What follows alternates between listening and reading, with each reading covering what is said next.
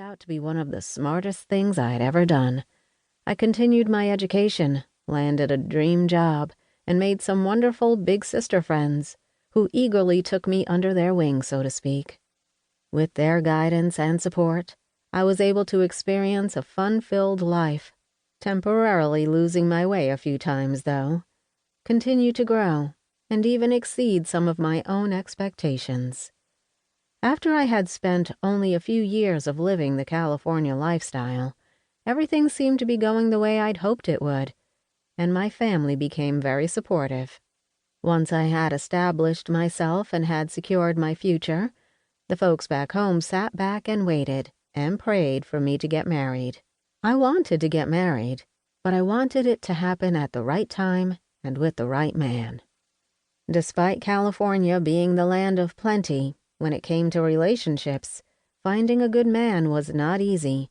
There were a lot of men in my life, though. Unfortunately, most of them were usually the type I wouldn't even consider a future with. So they came and went. The ones I did want a future with didn't want a future with me for a variety of reasons. One thought I was too independent. He even told me to my face that he needed a wife who would always let him make the decisions in the relationship. Another one told me he would never marry a woman like me because I was too much of a challenge. He didn't elaborate, and I didn't ask him to.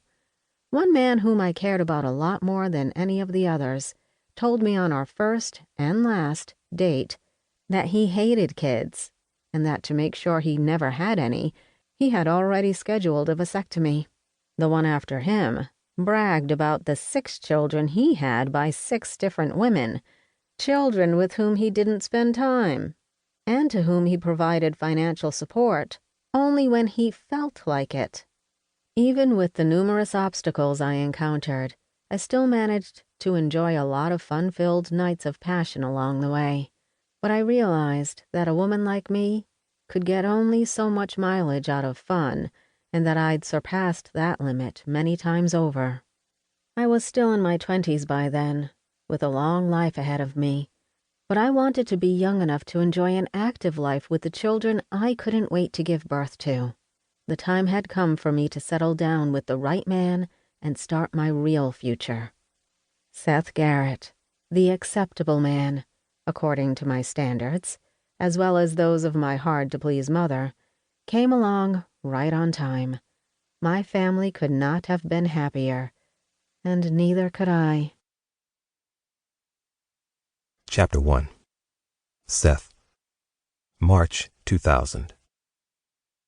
Our flight from California's Bay Area to Mobile, Alabama, landed a little after 11 a.m.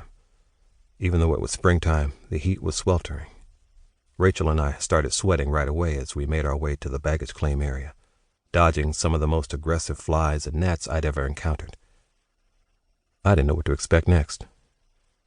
Rachel had told me that Coffeyville, Alabama, where she was born and raised, was a one-horse hick town about an hour's drive from the airport.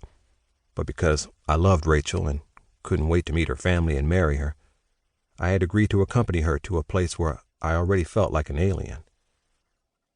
We picked up our rental car and stopped for lunch at an all-you-can-eat buffet a short drive from the airport.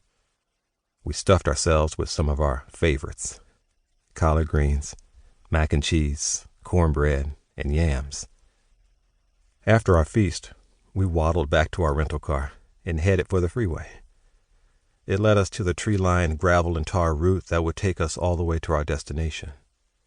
For the first 20 minutes, all we saw were 4-legged creatures darting across the road, and shabbily dressed folks riding bareback on mules, dragging themselves along on tractors, and piled up in old trucks.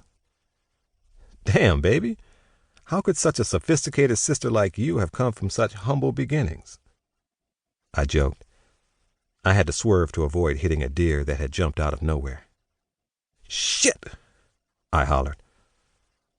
"Let me drive. I'm used to these roads," Rachel insisted, chuckling. "Woman, you sit back and relax. I've got everything under control," I said, speaking louder than I meant to. "All right, then. Let me know if you change your mind."